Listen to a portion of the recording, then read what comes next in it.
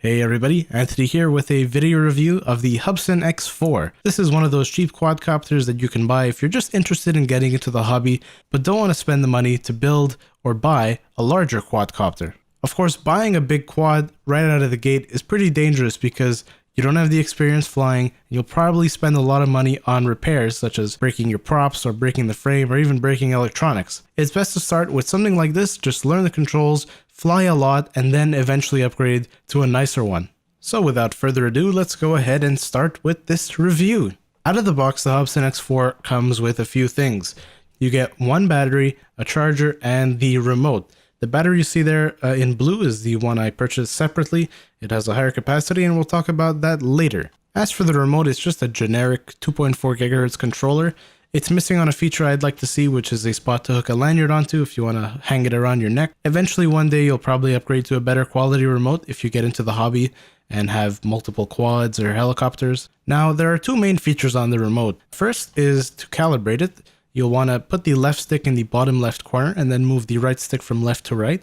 Once the quad starts blinking, you're calibrated and you're level. That'll help the gyroscope keep you stable in the air. Also, if you're feeling confident, you can put it into advanced mode. You just have to press the right stick down and then you get a lot more sensitivity on the right stick and you can go a lot faster when you move it around. This will also let you do flips by flicking the remote from left to right or from up and down on the right stick, which is kind of cool, but you do need a lot of space to do it. I would not recommend trying this indoors as you'll probably break something. That being said, advanced mode is probably the best mode to learn in because it'll teach you how to do fine finger movements to move the quad around. Alright, on to the flight review. So since the X4 is a small quad, it ends up being pretty twitchy. I think this has to do mostly with it having probably a slow processor and a gyroscope that isn't too sensitive. If it had better components, maybe it'd be able to stabilize itself a bit better. But otherwise, if you let go of the controls, it tends to hover around the room a bit unless you correct it with the sticks. This is something you probably wouldn't see too much on a larger quad because a lot of them have GPS lock enabled so that they can just lock onto a latitude and longitude when you let go of the sticks and keep their position. This of course isn't available on a small quad like this. Otherwise though, for just practicing and flying around either inside or outside, it is quite fun. I've taken it outdoors up north on a fairly windy day and it was pretty easy to control. And I did a few flips and only landed in a tree one time. Now as far as flight times go with the different types of batteries, I found that the included 240 mAh battery lasts for around 5 minutes, whereas you can get around 7 minutes to 7.5 minutes with the 380 mAh battery.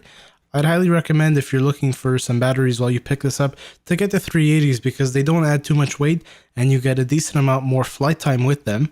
These batteries do take quite a while to charge. You're looking at upwards of 45 minutes to an hour. And if you have 4 or 5 batteries, you might want to invest in picking up a second charger. The charger is powered off USB, so if you wanted to, you can power it off a USB battery.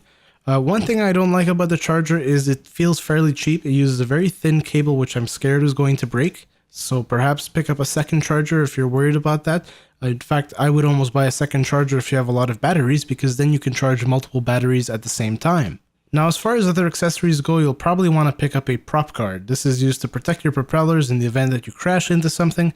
I've crashed dozens of times and I haven't had to replace the props yet. Thankfully though, even if you do break the propellers that come with it, they include a set of 4 extra props for your replacement needs. Of course, you could always order more props online. So overall, I think the Hubsan X4 is a pretty fantastic value for the price that it's offered at. It's a great beginner quadcopter if you're just getting into the hobby, and it's definitely something that you can learn on before you move on to a bigger one. Alright, so that pretty much sums it up. Thank you very much for watching. I'll leave a link below in the description where you can read my written review and find it on Amazon. And as always, thank you very much for watching, and I'll see you guys later.